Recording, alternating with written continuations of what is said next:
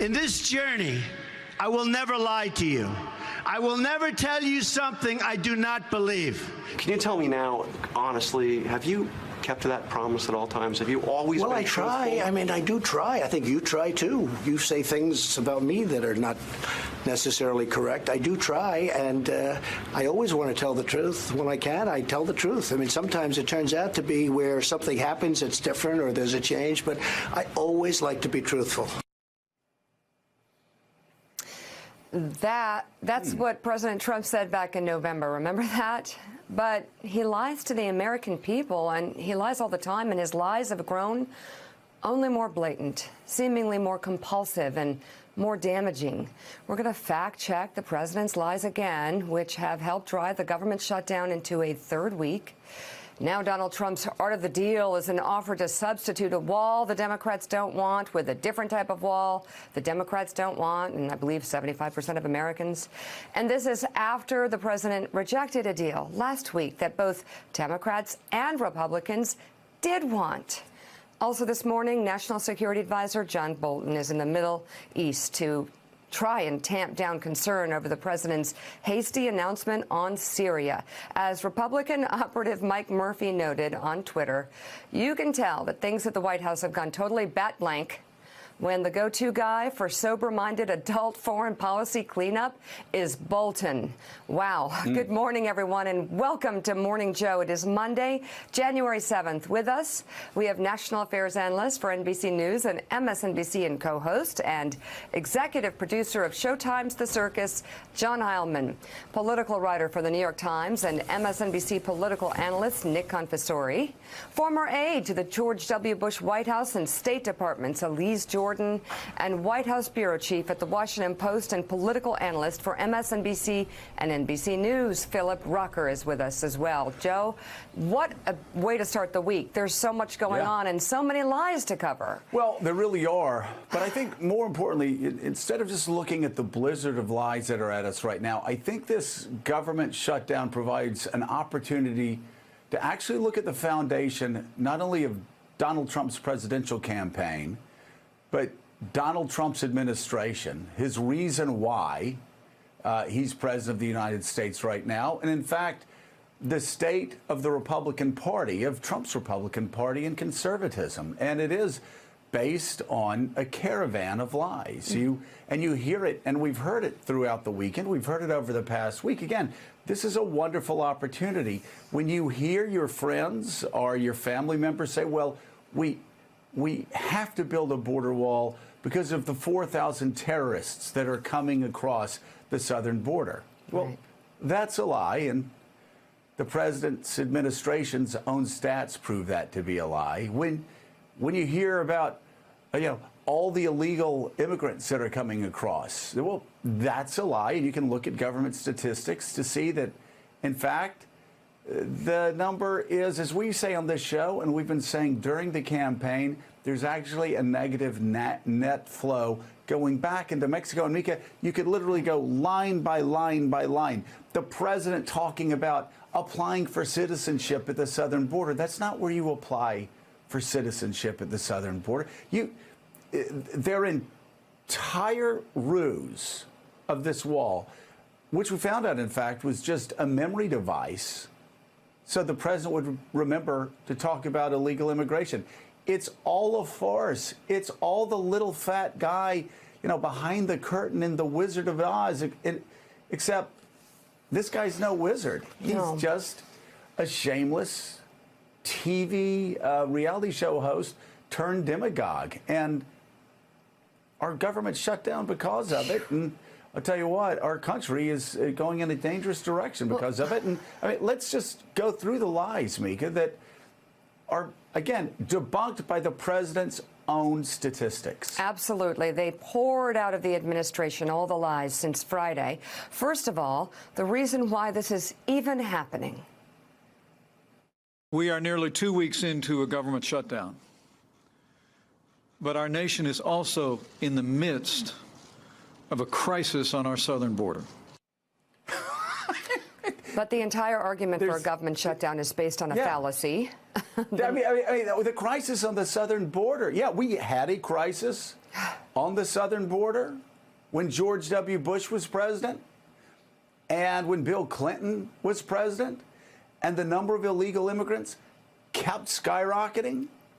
But that number went down through the Obama administration, and it's at its lowest point in a decade, Mika. Well, the New York Times has reported that based off the government's own data, with slight variations from year to year, the number of people, it's not just from you, Joe, it's from the government's data, have either been apprehended or turned away at the southern border. It's actually decreased over the past decade. The Pew Research Center finds the number of unauthorized immigrants in the United States has fallen, according to the latest census data. I want to stop there because government data. It's government data. John Heilman, we said it throughout the entire campaign. We talked about how Donald Trump's wall argument, and even Mike Pence lying through his teeth last week, and Mike Pence knows he was lying through his teeth last week when he talked about the crisis at the southern border, this caravan, this invasion of illegal immigrants. The number has gone down steadily over the past decade. It has. And look, I mean, we've heard, there was been some good sound on this, Joe, over the last few days as people go back, as we are this morning to some extent, and looking at the foundations of not just the kind of edifice of lies of the Trump administration, but this particular big lie that's been at the core of his campaign. And, Trump was on the record in 2016 basically saying, whenever one of my rallies seems to be flagging, whenever it seems like there's not enough energy in the room, I've discovered that the go-to thing, I just say, build that wall. And it riles everyone up. And I get that, it sparks all this energy and enthusiasm in the room. And we all know that is the thing that it's it's Trump's erogenous zone, right? Which is the thing of he just gets all excited to hear everybody else get all excited. And this particular lie has the quality that he craves most, which is that it provides that instant dopamine hit that he became wedded to it because it was so reliable on that front. And the facts in that case, as we know with all these matters related to Trump, the facts don't matter to him in those situations. And it continues to be the case that he holds it now very close for the same reasons. And he even admitted, Nick Confessori, that when the audience started to get bored or distracted, when they seemed to wander off, he would bring back the wall. And he would talk about the wall because he said it was the best applause line. And what about his own people admitting to the New York Times that actually this was just a memory trick for him in 2014? They came up with the idea of a wall because they knew Donald Trump didn't like to read, or perhaps he doesn't know how to read. It's hard to say. But everybody around him says he never reads. So they came up with this trick that just say, build that wall, and that would remind him to talk about illegal immigration.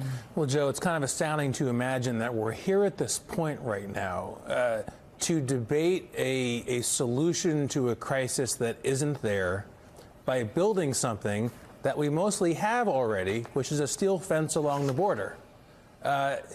And it goes to the point of how the president had won election by creating a sense of crisis, that our trade deals were terrible, that our country was getting screwed around the world with bad deals on NATO and trade, that there was a crisis at the border. He had to create that sense of crisis to win, and he has to keep the sense of crisis to keep his popularity from going even further down. And unfortunately, it's hard to govern if you're constantly trying to create a sense that there is a huge problem that can't be fixed.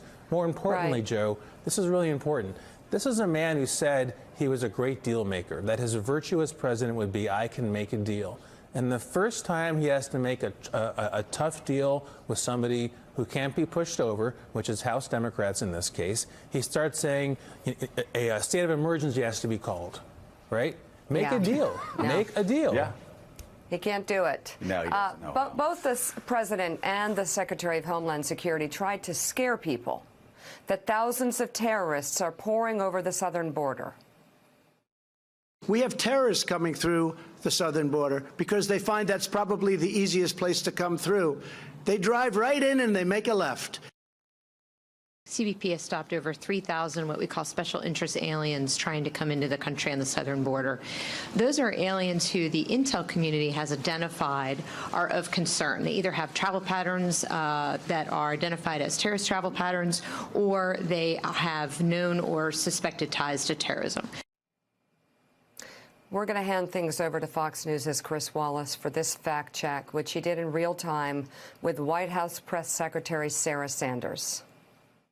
We know that roughly nearly 4,000 known or suspected terrorists come into our country illegally. And we know that our most vulnerable point of entry is at our southern border. I know this statistic. I didn't know if you were going to use it, but I studied up on this. Do you know where those 4,000 people come, or where they're captured?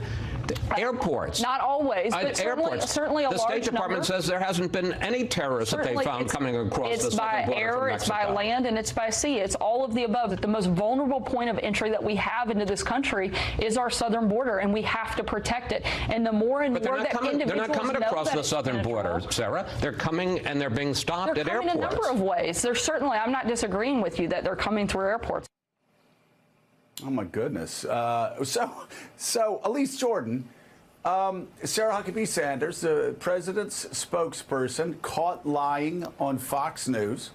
I think as troubling as that is, and obviously that's very troubling, more troubling is you have the person that's running the Department of Homeland Security standing next to the president in the Rose Garden, lying to the American people and the world about these 3,000, 4,000 people streaming across the southern border. Again, she knows it's a lie. She knows that her own statistics prove it out to be a lie. And so she's lying through her teeth for political purposes. What happens, Elise, when we have a real crisis and the American people are trying to figure out whether she's telling the truth about what we need to do next, or whether she's just lying through her teeth because she's a political sycophant? Well, I'd argue that we're already at a real crisis point because of all the lies, because there is so much absolute nonsense that has no basis in factual reality emanating from official government sources who are paid by the American people. I really think that we need to give Chris Wallace his due respect for studying up on the frequently misused and abused facts that are spouted by these administration officials and giving it back to Sarah Huckabee Sanders in real time. And look at what she tried to do. She tried to still cast aspersions on it and say, oh, but by sea, or, you know, maybe they are coming by air. It was complete nonsense when confronted with the reality that, yes, most illegal immigrants are detained at airports. People usually overstaying their visas. And you know what? This government shutdown, it's really putting some pressure on TSA if you're actually concerned about border security.